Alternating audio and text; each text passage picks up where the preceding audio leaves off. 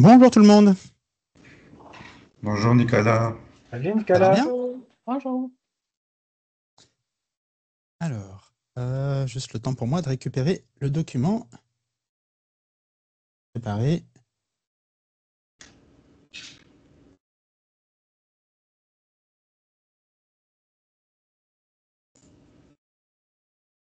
Alors, merci beaucoup de nous rejoindre donc pour le début de cette initiative de Lunch and Learn Copilot autour de l'adoption.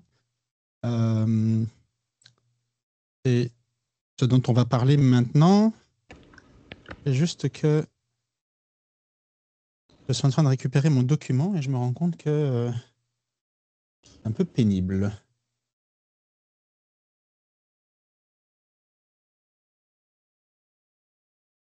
mais on va y arriver. On n'a pas beaucoup de temps. On a juste 40 minutes.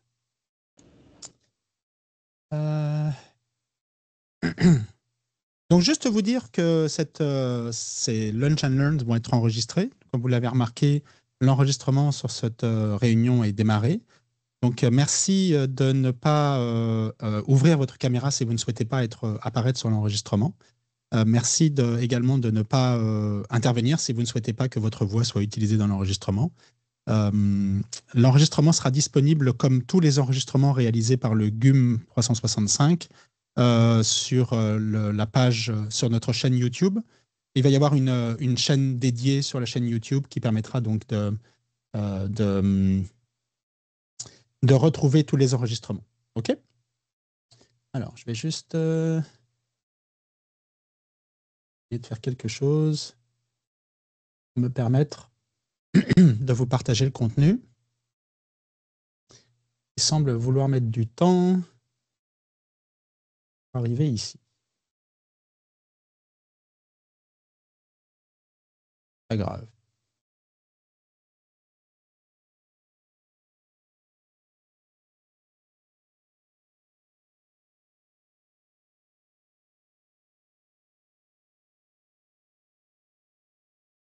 Bizarre. Vous m'entendez bien? Oui. Ouais, Oui, ok. c'est bon. Très bizarre. J'ai des lenteurs de réseau. Et comme par exemple, les notes de réunion apparaissent pas bien sur l'événement. Je ne sais pas si de votre côté ça a du mal à charger, mais bon.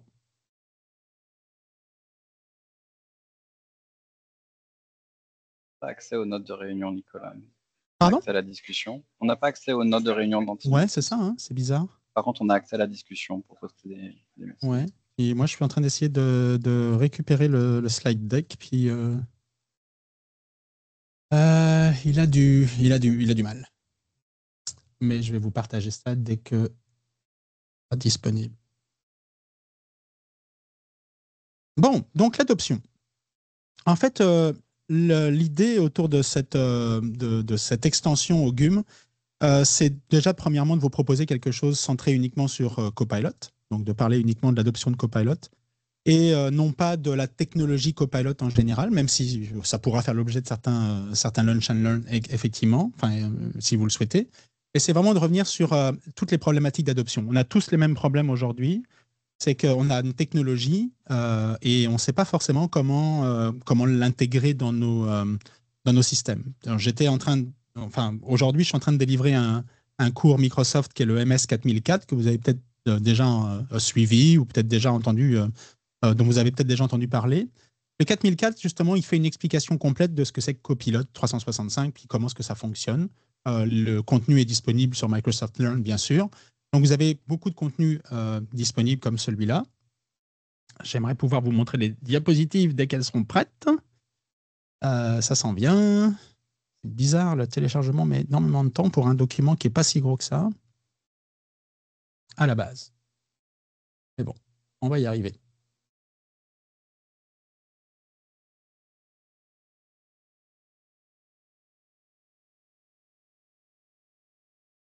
Et tout va bien.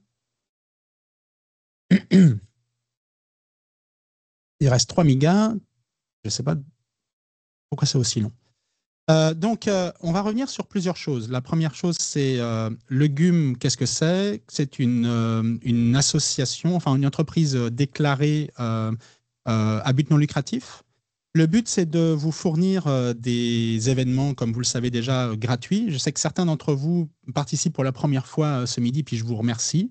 Le copilote, l'annonce du copilote, j'ai vu que il y avait pas mal de gens qui nous avaient rejoints, donc ça c'est quand même très, très intéressant, très agréable de voir que des nouveaux utilisateurs se sont joints à la communauté.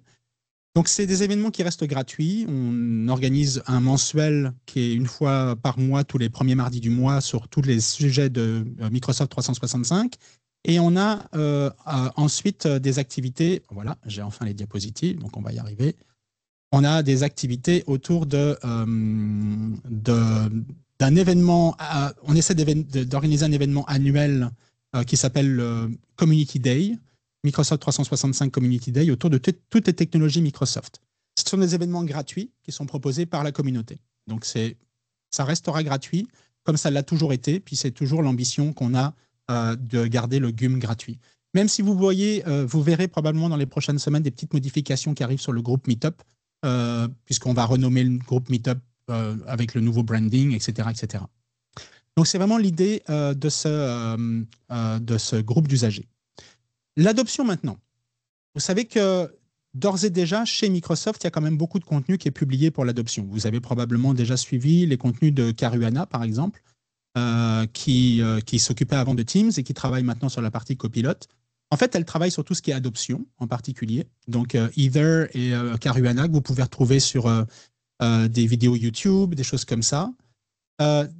Très facile d'accès. Si vous avez la moindre question, n'hésitez surtout pas à les consulter. Ça peut être intéressant pour vous aussi.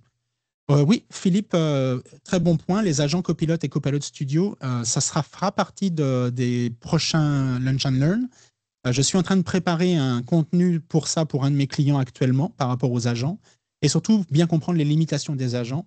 Donc bien comprendre l'orchestrateur de Copilot et surtout comment est-ce qu'il fonctionne. Donc on y reviendra. Mais reste à savoir si on le fera lors d'un GUM ou lors d'un Lunch and Learn Copilot, on verra. OK ? Restez connectés sur le Meetup et puis ça viendra bientôt. Je vais publier un article par rapport aux agents Copilot, justement, et revenir sur l'orchestrateur et comment fonctionne l'orchestrateur.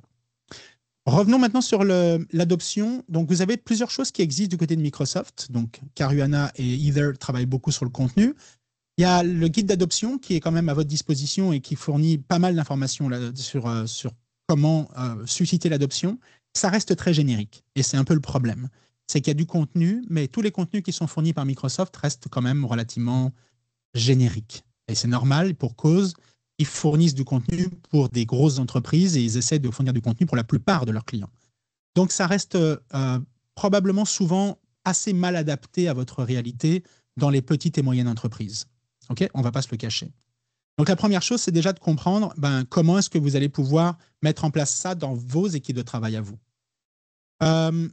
C'est quelque chose que je rencontre aujourd'hui dans la structure dans laquelle je me trouve. Comme vous le savez, je vous l'ai annoncé il n'y a pas très longtemps, j'ai rejoint les équipes d'AIFI Agenda. C'est aussi une réalité qu'on rencontre, nous aussi, dans notre structure, dans notre quotidien. C'est comment est-ce qu'on va faciliter l'adoption de Copilot par nos équipes. Donc, premièrement, déjà, il faut payer des licences. C'est un peu le problème aujourd'hui, c'est qu'on n'a aucune possibilité de tester l'outil sans acheter des licences. Sauf si on utilise le copilote gratuit. Alors, le copilote gratuit, il est extrêmement limité parce qu'il est limité uniquement au fonctionnement du web. Donc, il est uniquement groundé.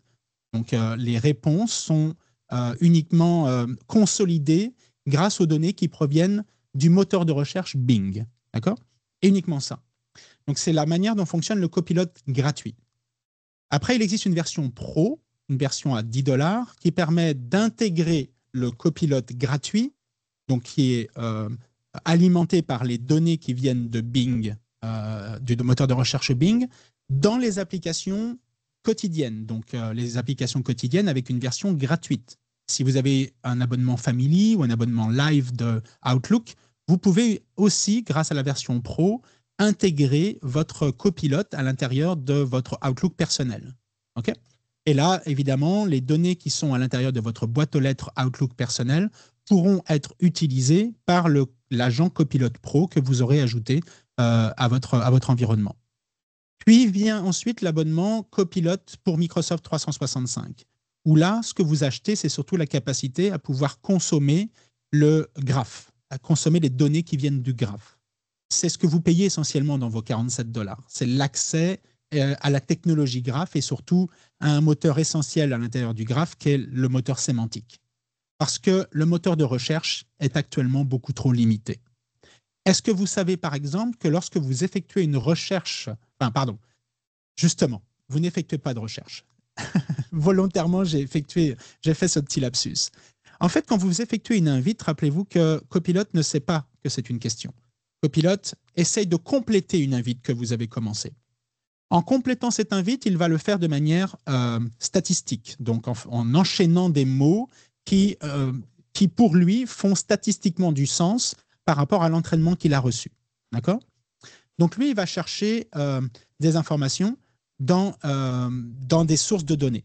Donc par défaut, grâce à Microsoft 365, il est capable d'aller chercher dans le moteur Graph.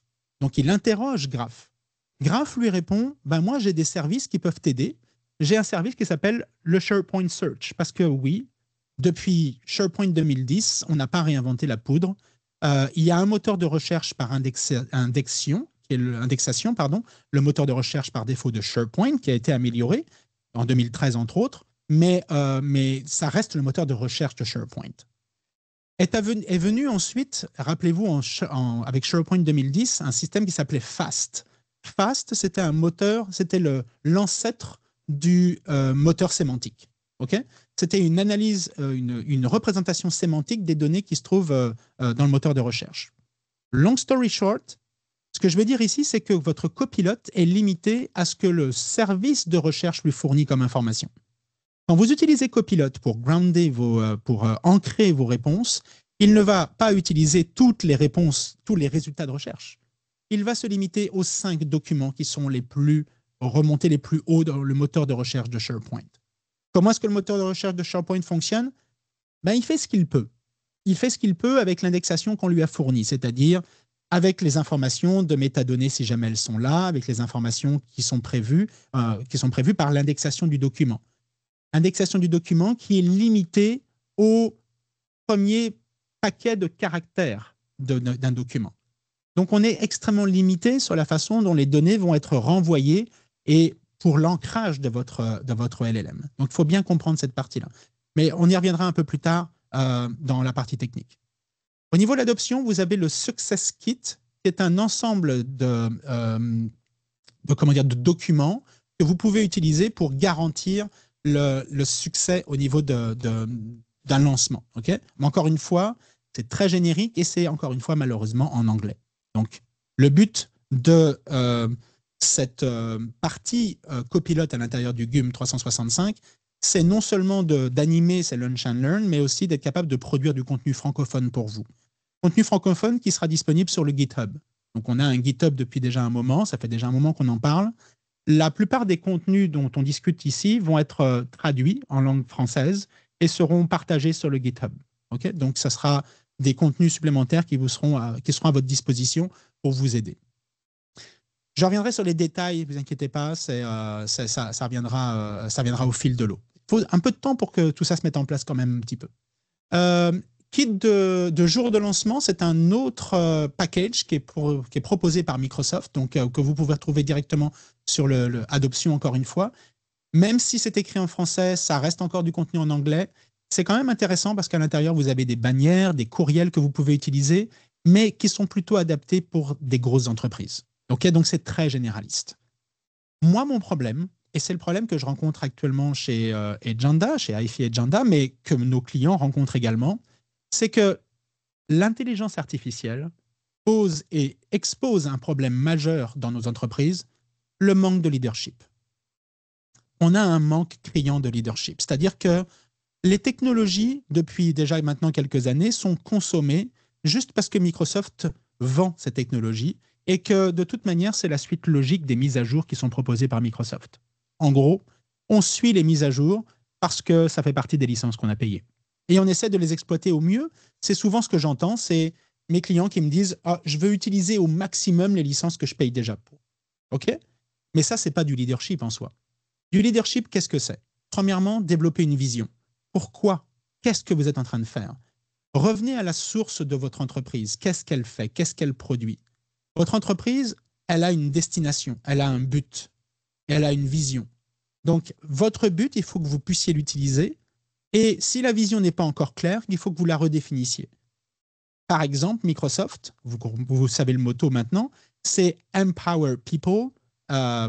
Le truc complet, je ne me souviens plus exactement, mais c'est ce que Satya Nadella a commencé par marteler il y a déjà 5 à 10 ans quand il est arrivé au poste principal.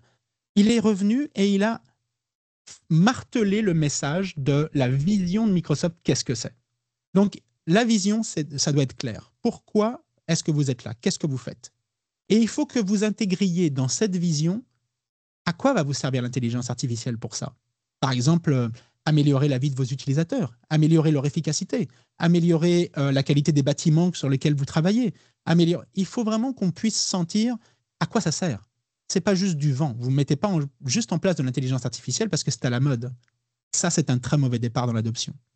Donc, définissez votre vision et dans votre vision, vous devez intégrer, on doit ressentir vos valeurs. Quelles sont les valeurs que vous souhaitez véhiculer?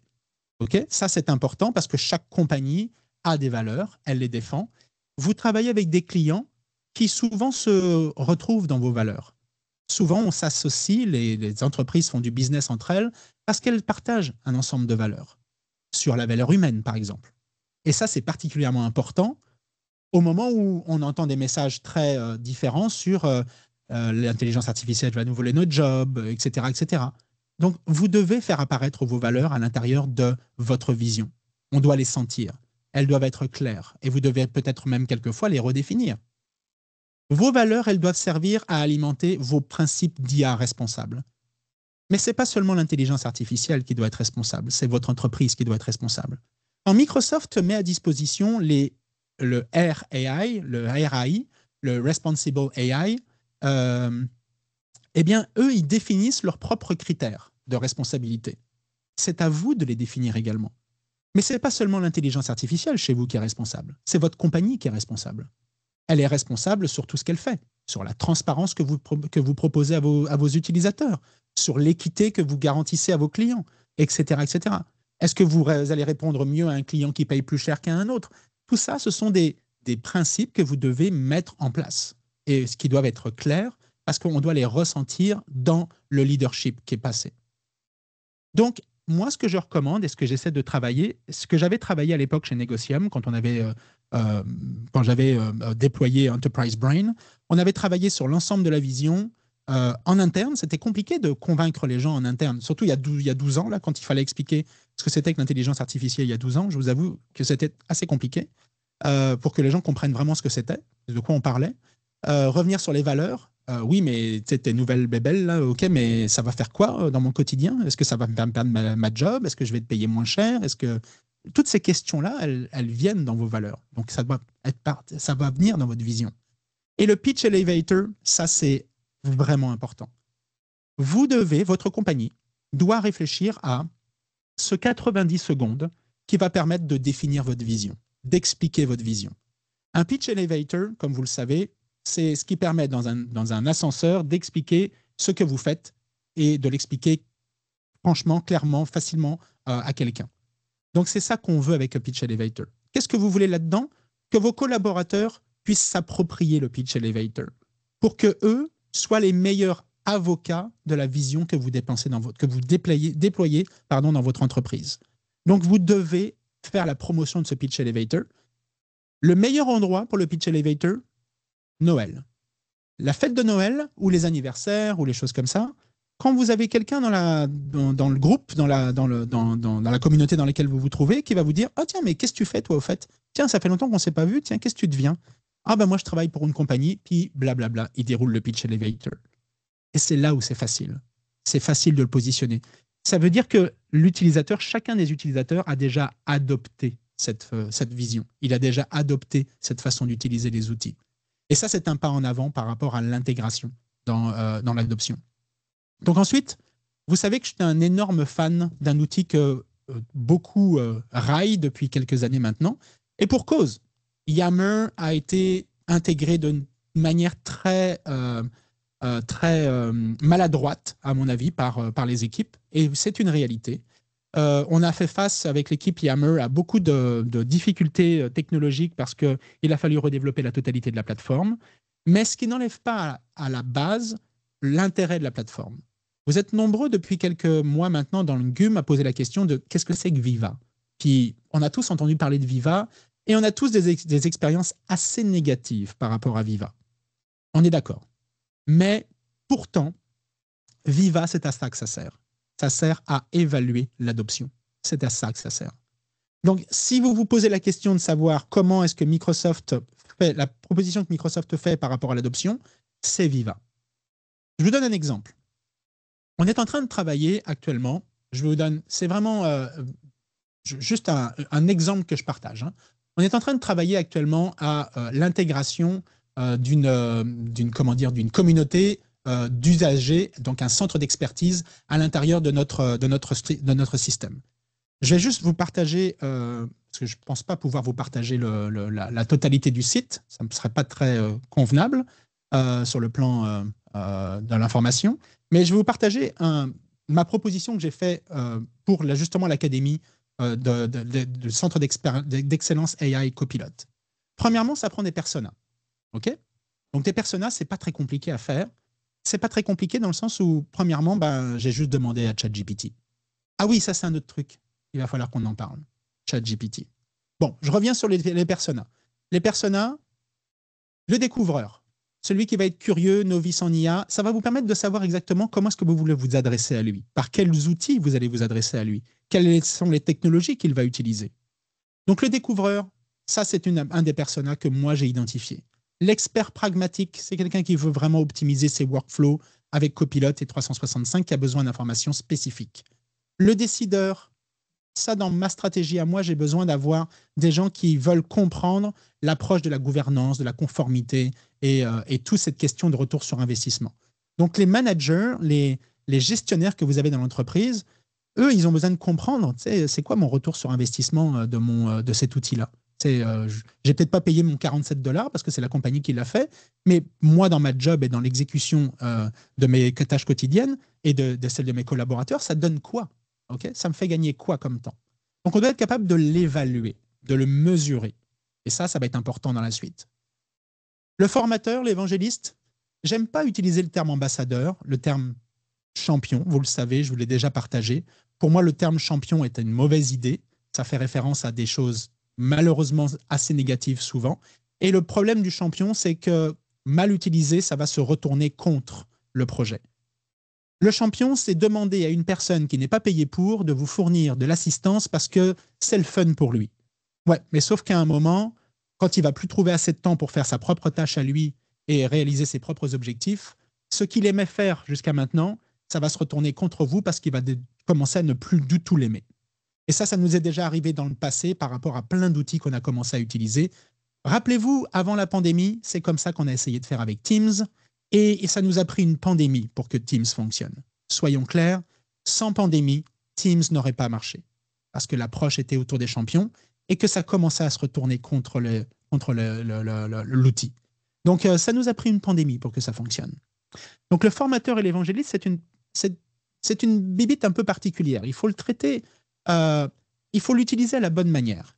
Et on va par exemple lui demander de fournir des supports pédagogiques, des vidéos, des participations, des concours. Ça va être facile parce qu'on va être capable de le quantifier encore une fois et de lui donner des objectifs et d'inclure ces objectifs-là dans sa tâche quotidienne. L'opérationnel pressé, le business quotidien. Donc là, ce qu'il veut, lui, c'est straightforward. C'est donne-moi des invites de commande, je veux que ça soit tout de suite et que ça soit efficace et je ne veux pas perdre mon temps à apprendre quoi que ce soit, je veux juste que ça marche. Donc donne-moi des boutons ou donne-moi quelque chose qui me permet de faciliter mon travail là-dessus. Donc avant de continuer sur le contenu, je veux juste revenir sur une chose essentielle. J'ai publié un article il n'y a pas très longtemps et je reste convaincu de ça, intimement convaincu, c'est que vous avez beau masquer la réalité, vos utilisateurs ne sont pas confrontés qu'à une seule intelligence artificielle.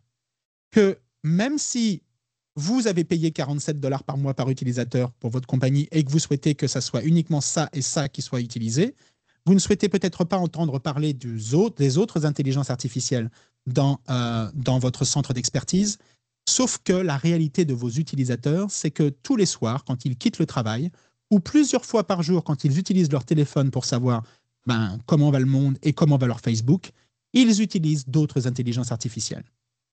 Constamment, ils ont besoin de faire de la traduction. Un peu comme quand vous faites une traduction entre français et l'anglais. Quand vous commencez à apprendre l'anglais au début, moi c'est ce que j'ai vécu quand j'ai appris l'anglais en France, on vous demande de faire de la traduction. Votre cerveau est occupé à faire de la traduction. Pour pouvoir parler anglais, ça vous prend d'abord de traduire en français votre langue d'origine, votre compréhension de base, parce que votre cerveau a compris ce concept-là en français, avant d'être capable de le retranscrire en anglais pour être capable de le parler ensuite. Donc, tout ce temps de cerveau, il est utilisé pour traduire.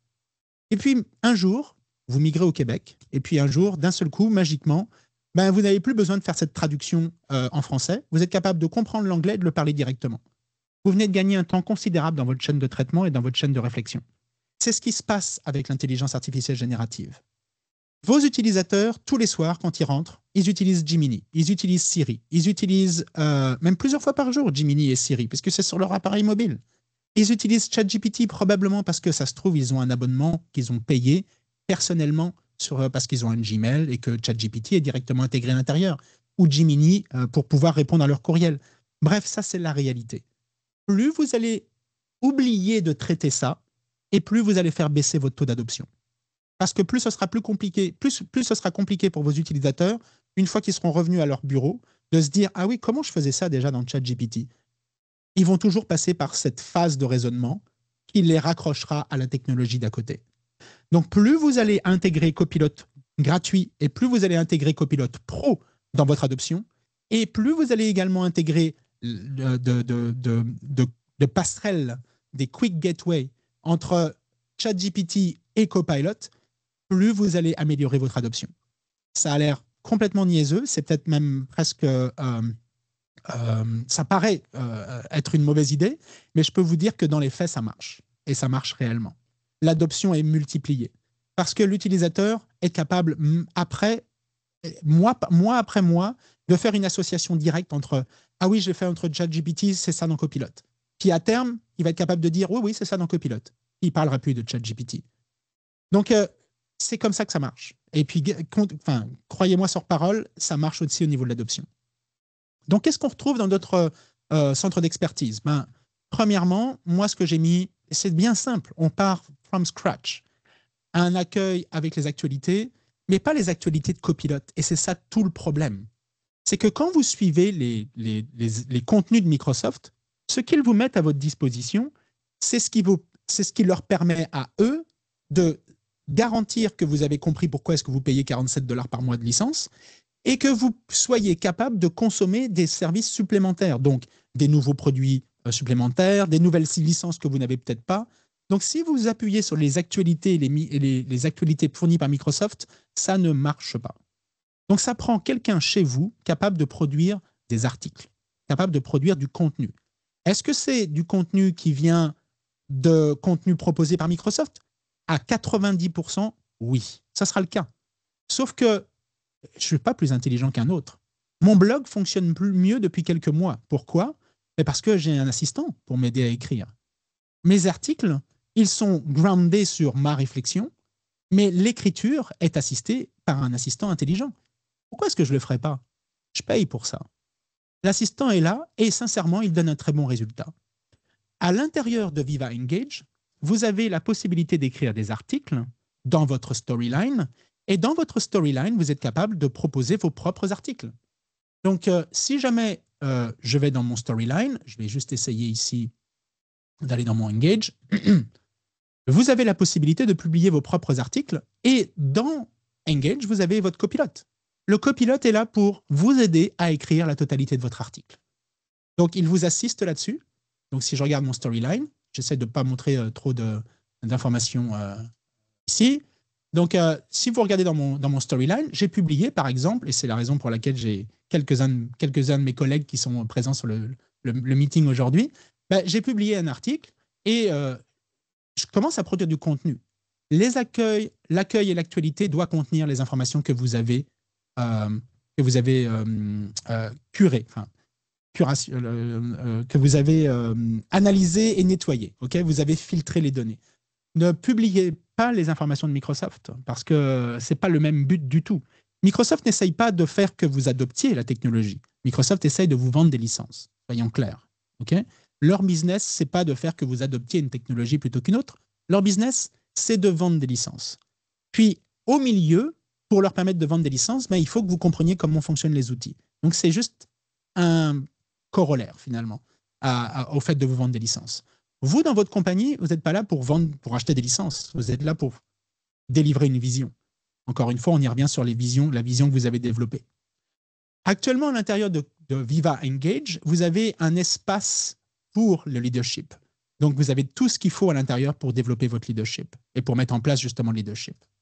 Donc, sachez qu'à l'intérieur de votre Viva Engage, chaque Viva Engage s'appuie sur un SharePoint. Vous avez donc un SharePoint qui est automatiquement associé à votre Viva Engage. Vous êtes libre de construire le SharePoint que vous souhaitez en accord avec le contenu de votre Viva Engage. Les deux sont connectés complètement. Et vous le voyez, vous le sentez arriver depuis quelques mois. On voit Engage qui s'insinue de plus en plus à l'intérieur de Teams, par exemple. Et on voit un Engage qui s'insinue de plus en plus dans le SharePoint.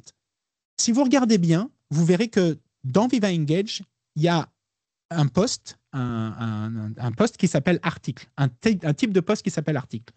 C'est bizarre, dans SharePoint, j'en ai un qui s'appelle article aussi. Eh bien, c'est bien possible que dans les prochains mois, il y ait une forte jonction entre les articles de SharePoint et les articles de Viva Engage. Oui. Et normal, ça fait du sens. Donc, témoignages et cas d'usage, c'est là que vous allez utiliser vos champions. Les champions ne sont là que pour montrer aux autres ce que vous avez fait avec eux. Ce sont la même chose que les business cases que vous faites. Votre entreprise, quand elle livre un client, elle va mettre sur son site internet un retour d'expérience en disant voilà ce qu'on a fait chez ce client. Ça fait la promotion de vos activités.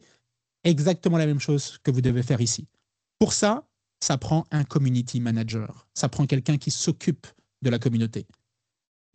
L'adoption, quelle qu'elle soit, que ce soit dans Copilot ou n'importe quel autre, s'appuie ou peut s'appuyer sur une communauté si vous le souhaitez, peut s'appuyer sur un portail, mais ça prend quelqu'un pour s'en occuper. Et ça prendra quelqu'un pour le faire. Il faut que vous attribuiez cette tâche à quelqu'un. Donc, il faut vraiment que ça fasse partie du processus. Explorer et apprendre, donc on l'a réduit, nous, juste à apprendre dans notre portail. C'est vraiment une bibliothèque de prompts. Sachez que sur le GitHub, vous avez tout ce qu'il faut pour pouvoir appliquer du JSON et mettre en forme des listes SharePoint. Donc, ne partez pas dans des bibliothèques de prompts compliquées. Faites ça simple. OK ? Faites ça vraiment super simple. Si je regarde ici dans ma bibliothèque de prompts, je vais aller ici dans ma communauté Centre d'excellence Copilot. Je vais aller ici dans ma bibliothèque de prompts qui doit être quelque part ici. Bibliothèque d'invite. Ah, un auteur. Bon, OK. Mauvais exemple. J'ai renvoyé vers un site et puis malheureusement, dans ma session ici, ce n'est pas autorisé. Bon, je repasserai pour la démo. Ce n'est pas grave. C'est ça le but, le but aussi ici, c'est de vous montrer des choses qui ne marchent pas parfois, puis de vous montrer qu'il faut faire attention aux liens qu'on partage. La bibliothèque de prompts, elle est vraiment super simple. C'est une liste SharePoint, une liste bien simple, liste Office, sur laquelle j'ai appliqué un JSON qui m'affiche des cartes, exactement la même expérience que celle que vous retrouvez dans le prompt gallery qui est proposé dans Copilot. Okay, donc, gardez ça à l'esprit.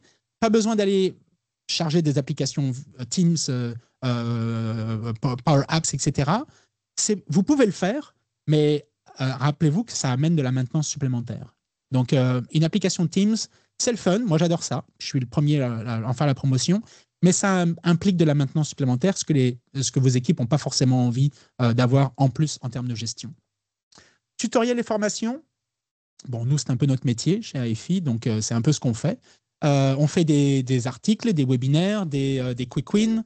On fait régulièrement. On a un studio chez nous qui fait des enregistrements de vidéos. On utilise l'intelligence artificielle également pour ça, donc pour la voix et pour produire les capsules. Donc, on fait de la production de capsules avec une bibliothèque de capsules qui est déjà disponible. Si jamais ça vous intéresse, n'hésitez pas à nous poser la question. Ça nous fera plaisir de vous partager les quelques capsules, en tous les cas, la liste des capsules disponibles. Évidemment, voir après comment est-ce qu'on pourrait vous les commercialiser, parce que c'est une offre qu'on est en train de bâtir. Cours et certifications disponibles. Ça, c'est quelque chose sur lequel je suis en train de travailler aussi en interne, c'est que ça prend des badges. Les gens aiment les badges.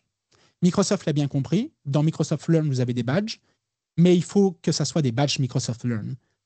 Mais rien ne vous empêche d'utiliser un Credly. Vous pouvez utiliser un Credly et faire vos propres badges et travailler sur vos propres badges. Et puis même si vous ne travaillez pas sur un Credly, vous pouvez créer vos propres badges, votre propre design. Les gens adorent les badges. Ils adorent faire la promotion de leurs badges. Expérimenter, ça prend un espace où vous pouvez suggérer vos prompts. Donc, avoir un concours mensuel d'organiser ou de l'incentive pour être capable de générer des rétroactions. OK? Donc, ça prend toute cette partie-là. Et puis, évidemment, la communauté et le support avec la FAQ. La FAQ, c'est la même chose. Vous avez tout ce qu'il faut dans Viva Engage. Je reviens sur la Viva Engage ici. Vous pouvez choisir de passer sans Viva Engage, mais tout est inclus à l'intérieur de Viva Engage, y compris les tableaux de bord qui permettent de visualiser la performance de votre communauté. Donc, Viva Engage, c'est Community Manager, des utilisateurs, des SMI, des Subject Matter Experts, donc nos fameux champions, dépendamment comment est-ce que vous souhaitez les appeler, mais les ambassadeurs, c'est bien. Ça reste quand même des spécialistes, tout simplement. Un spécialiste copilote. Et communication interne optionnelle, je dirais qu'il ne faut pas trop la faire rentrer trop vite parce qu'on se retrouve souvent un peu coincé avec les problèmes de communication interne, d'image interne. Faites ça, faites facile, faites vite. La technologie avance vite et malheureusement, si vous ne pouvez pas réagir vite parce que ça vous prend de passer par une équipe de communication à qui il faut 3 semaines pour penser aux messages, penser aux images qu'on va utiliser, etc., ça peut alourdir un peu votre système. Okay? Donc, ça peut vous permettre, vous rendre moins réactif. Et le problème du manque de réactivité dans Copilot, c'est que vous vous retrouvez avec des fonctionnalités disponibles dans Copilot pour lesquelles vous n'avez pas encore de contenu disponible. Est-ce que vous savez, par exemple, que le mois prochain va être livré le prompt programmé, par exemple? Donc, vous aurez la possibilité d'avoir dans le business chat, dans le chat de Copilot, la possibilité de programmer un prompt à tous les matins, par exemple. Donc, vous avez un prompt, résume-moi les mails que je dois traiter aujourd'hui, ou résume-moi ma journée, et tous les matins, quand vous arriverez au travail, le prompt aura déjà été exécuté, vous aurez déjà la réponse qui aura été générée. Donc, le prompt programmé arrive, et il est déjà commencé à être roll-up sur les environnements Microsoft 365, et devrait arriver courant du mois de mars. Est-ce que vous savez qu'au mois d'avril, Designer va faire partie de Copilot? Donc, quand vous allez générer une image, par exemple dans PowerPoint, dans tous ces outils-là, la partie Designer de Microsoft va être intégrée directement dans le prompt. Donc, ça veut dire que toute la génération d'images ne se fera plus par, comme on le faisait auparavant, un DALL-E, qui était quand même pas terrible en termes de génération d'images, mais arrivera par un Designer avec beaucoup plus d'options et beaucoup plus de possibilités pour créer des images avec plus d'impact. Oui, mais Designer, il faut être capable d'être formé là-dessus. Donc, il faut être capable d'anticiper aussi. Alors, si ça prend 1 mois et demi pour préparer les documentations et l'explication sur l'arrivée de Designer au mois d'avril, ça sera trop tard. Vos utilisateurs auront déjà été confrontés aux questions et ils auront déjà ouvert des tickets de support un peu dans tous les sens pour savoir comment ça marche. OK? Donc, communauté Copilot, sachez que vous avez une communauté qui est proposée par défaut. Quand vous vous connectez dans Viva Engage, vous avez un bouton qui apparaît. Voulez-vous créer une communauté Early Adopter Copilot? Ne le faites pas. Ne le faites pas. C'est en anglais. Tout le modèle est en anglais. Donc, ne faites pas ça. Créez votre propre communauté. Dans les prochains épisodes, on reviendra sur les explications en détail de la communauté, comment est-ce qu'on la bâtit, quelle structure on lui donne. Mais c'est vraiment hyper simple.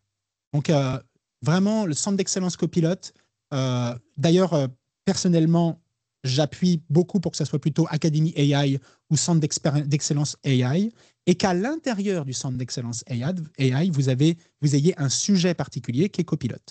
Puisque là, encore une fois, il va falloir traiter des autres sujets. Entre autres, dans l'adoption, est-ce que vous avez pensé à adopter l'expérience mobile? Parce que la plupart de vos utilisateurs consomment déjà leur courriel sur Outlook mobile, consomment déjà Teams sur Outlook mobile, sur leur téléphone mobile, et le copilote sur l'expérience mobile est vraiment très importante. Vous devez l'ajouter dans vos formations et dans la façon dont vous expliquez l'utilisation de copilote à vos utilisateurs. Vérifier le succès, ça c'est déjà inclus directement dans Viva Engage. Il n'y a rien à faire, c'est déjà là. Vous êtes capable déjà de mesurer l'adoption, de savoir qui va être capable de venir sur votre communauté et de s'engager. Parce que oui, regardez qui utilise Copilot dans la compagnie, j'ai une mauvaise nouvelle pour vous, ça n'apporte aucune autre information que de savoir que vous payez des licences. C'est tout. Vous savez que des gens utilisent Copilot. Vous ne savez pas ce qu'ils font, vous ne savez pas comment est-ce qu'ils l'utilisent. Le seul moyen de pouvoir utiliser convenablement ces informations, ce serait de pouvoir utiliser le moteur d'audit de PureView et grâce au moteur d'audit, d'aller récupérer les informations de session de vos utilisateurs. Parce que oui, c'est ce que l'audit peut faire sur chacune des sessions Copilot de vos utilisateurs. Ça ne serait pas une mauvaise idée. Dans Power BI, vous pouvez récupérer les exports de l'audit de Copilot. Je pourrais vous montrer comment je me suis amusé avec ça. On peut récupérer les audits, faire avec Power BI une analyse et sortir les mots-clés avec des nuages de mots-clés par jour, des informations ou des questions qui sont posées à Copilot. Très intéressant pour savoir comment ça évolue et savoir vraiment comment est utilisé Copilot. Je vous ferai la démonstration à un moment là-dessus. Je pense que ça devrait vous intéresser. Ensuite, maximiser l'impact. Bon, je vais passer très vite parce qu'il est déjà 45. Viva Answer, on parlait tout à l'heure du Q&A, des FAQ. Vous avez à l'intérieur de Viva Engage toute la partie Answer qui permet de gérer les questions et réponses et donc de constituer une FAQ complète. Vous avez tout ce qu'il faut à l'intérieur. OK ? Xavier, on peut accéder à l'historique d'utilisation de chaque utilisateur de Copilot uniquement derrière dernière date d'utilisation pour chaque outil de Copilot. Ouais, en tant qu'admin, ouais. tu as accès à un dashboard qui te permet d'avoir une vision rafraîchie tous les jours à peu près, qui te donne la dernière date d'utilisation, mais tu ne sais pas combien de fois par jour, tu ne sais pas ce qui a été fait. Exactement. Mais au moins, tu sais déjà qui l'utilise pas. Ça te permet d'aller chercher l'adoption de ces gens-là qui est plus faible que d'autres potentiellement. Petit truc au passage, un petit fun fact. Personne ne sait exactement ce que c'est que Copilot, ce que c'est que Viva, on est d'accord, mais malgré tout, le tableau de bord se trouve dans Viva. Le tableau de bord dont tu parles, Xavier. Moi, je le trouve dans l'administration centrale de. Ah oui, dans la centrale de 365. Ouais. Okay. Mais le tableau de bord. Voir, mais oui. Ouais. Mais le Copilot dashboard se trouve dans Viva. Donc aussi. Mais on peut trouver si on ne vise pas Viva vraiment directement, parce que Viva, on l'a de manière insidieuse et on ne s'en sert pas forcément dans toutes les compagnies. Mais n'empêche que ce dashboard est disponible dès que tu as des licences. À l'époque, il y avait un minimum, il fallait qu'il y ait au moins 10 ou 20 licences pour que le dashboard fonctionne. Mais est-ce que tu serais d'accord pour le montrer au prochain Lunch and Learn, Xavier? Non. Je n'ai qu'un vrai avec des vrais noms. Je ne peux pas me permettre de vous le partager, mais je peux essayer de vous trouver le lien éventuellement. Ouais. OK. Moi, j'ai un environnement de test. Mon environnement MVP, je vais essayer de vous le montrer. OK. Donc, Answer, c'est une technologie que vous payez déjà. Elle est déjà dans Viva Engage. Et la bonne nouvelle, c'est qu'encore une fois, dans Viva Engage, très rapidement, avant de terminer, vous avez tout ce qu'il faut pour le leadership. C'est fait pour ça. Vous avez un leadership corner qui est dans le Viva Engage qui permet justement au leadership de pouvoir parler de ce qu'il fait, exposer sa vision, renforcer la vision auprès des utilisateurs. C'est fait pour ça. OK ? Donc, pensez-y. Vous avez tout ça disponible. Nous, on est en train actuellement de vivre cette expérience donc, pour pouvoir le mettre en place. Puis c'est ça que j'essaye de partager avec ce Lunch and Learn. J'espère que vous aurez, dans les réactions, envie, dans les prochaines étapes, de peut-être prendre un peu plus la parole. On va se garder un peu de temps ici pour faire un open mic. Juste pour vous dire, prochain Lunch and Learn, ça sera le mercredi 23 avril. Donc, vous avez les événements qui sont indiqués ici pour les prochains événements du GUM. OK ? Il est 48, ça nous laisse encore un petit 5 minutes pour ceux qui voudraient partager peut-être des expériences par rapport à l'adoption de Copilot.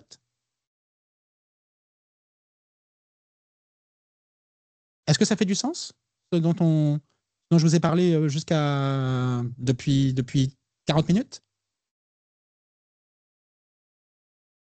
Xavier... Nicolas, est-ce que tu m'entends? Ouais. Oui, je t'entends. Oui, c'est Philippe. En fait, je me demandais, est-ce que tu as trouvé une approche diplomatique pour les utilisateurs qui n'auraient pas de licence encore, qui voudraient en avoir? Ah, l'approche diplomatique. Comment te dire? C'est on and off le problème de Copilot. C'est que tu l'as ou tu ne l'as pas. Il n'y a pas vraiment d'option aujourd'hui qui permet d'avoir un Copilot. Alors, il y a quand même le fait d'intégrer Copilot gratuit, et je pense que c'est une bonne approche dans l'adoption, comme je vous l'ai dit un peu plus tôt, d'intégrer Copilot gratuit, y compris dans l'entreprise. Je sais que j'ai beaucoup d'entreprises qui ont des populations d'utilisateurs, une grosse partie de la population d'utilisateurs, qui n'utilisent pas, ou parce qu'ils n'ont pas de licence Microsoft 365 Copilot, mais à qui on peut déjà enseigner et on peut déjà travailler sur la partie Copilot gratuite avec Bing qui peut être utilisable. On peut travailler sur certaines populations, par exemple ceux qui ont tendance à poster sur les réseaux sociaux. Vous le savez déjà, dans le Age, la partie, le panneau à droite qui permet de préparer grâce à du copilote gratuit, des posts qui vont apparaître dans les réseaux sociaux. Donc, il y a quand même des choses qu'on peut travailler là-dessus. Avoir une approche un peu graduelle là-dessus. Ouais. Ça répond un peu à ta question, Philippe? Super. Ouais. C'était un bon point, Philippe. Je vais le garder pour la prochaine rencontre. Et pour le prochain Lunch and Learn, on essaiera de revenir là-dessus. C'est quoi la stratégie qu'on pourrait adopter par rapport à ça? Ouais. Mais chez nous, la réalité, par exemple, c'est qu'il y a un très petit groupe d'utilisateurs chez nous qui a la licence complète Microsoft 365 Copilot. La plupart n'ont pas la licence. Alors, c'est sûr que ça génère de la frustration. Puis là, ça vient heurter directement les valeurs parce que on en parlait tout à l'heure, puis Vicky faisait un peu le résumé. Quand les valeurs résonnent avec les actions, les gens se sentent vraiment impliqués et adhèrent au changement. On est exactement dans le nœud du problème. Il faut que ça résonne avec les valeurs. Je prends un exemple.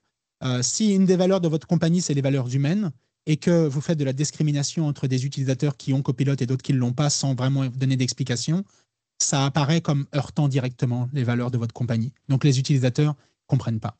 Ils se disent je ne comprends pas. On ne voit pas pourquoi il y a une différence. Est-ce que ça fait du sens? C'est ça, j'ai l'impression qu'il y a certains utilisateurs qui n'ont pas la licence, qui ont peur qu'on n'estime pas leur valeur. Exact. Mais c'est un peu ce que tu leur dis quelque part. Ouais, c'est un peu le message que tu renvoies. Ils n'ont pas le temps d'apprendre la licence pour l'instant, puis on a des tests à faire de notre côté. Ouais. On veut pas utiliser leur temps dans ce qu'eux, ils produisent de la valeur pour l'organisation pour leur apprendre tout de suite ça, alors qu'on n'a pas les capacités d'apprendre, de former tout le monde d'un coup. Pas la capacité à former tous les utilisateurs d'un coup, ça c'est tout à fait normal. C'est beaucoup de travail d'un coup. Mais sur certains, plutôt que de ne pas donner d'informations à ces gens pour l'instant qu'on met un peu sur le côté, qu'on laisse un peu sur le côté pour se focaliser sur ceux qui présentent le plus de valeur, moi ce que je ferais, c'est que j'aurais tendance à fournir dans Copilot gratuit des invites de commandes qu'ils pourraient utiliser et qui pourraient déjà peut-être leur servir dans leurs activités de tous les jours. Donc il y a un ensemble d'invites pour lequel vous n'avez pas besoin de grounder, d'ancrer les informations sur du contenu Microsoft 365, et vous pourriez donner des invites de commande ou des exemples d'invites de commande pour déjà permettre à ces gens-là qui n'ont pas forcément la licence, mais de pouvoir expérimenter le copilote et puis de se dire, OK, je fais partie de la même équipe. Ça fait du sens? Oui. Excellent. Je vous ai posté dans la conversation le lien vers le formulaire. Si vous pouvez prendre 2-3 petites minutes pour répondre aux petites questions du formulaire, ça me ferait plaisir. C'est un truc qu'on avait du mal à mettre en place sur le GUM, puis voilà, on va se lancer aussi sur les formulaires de rétroaction. Vous pouvez y mettre des suggestions sur les prochains Lunch and Learn. Si vous souhaitez présenter quelque chose, la place est pour vous. N'hésitez pas à me le dire, ça sera avec grand plaisir. Ivo, tu as la main levée? Non, je crois que c'est un accident. Le bouton réagit plus sur mon interface. Pas de Mais problème. merci pour la présentation, Nicolas. Merci beaucoup. On reviendra là-dessus. C'était la première. Donc, je vous remercie beaucoup pour votre participation. Et puis, j'espère pour vous revoir le 23 avril pour la prochaine. Peut-être même avant le 1er avril pour le GUM. Mais ça sera un mardi soir. Merci. Merci à tous et bonne fin de journée.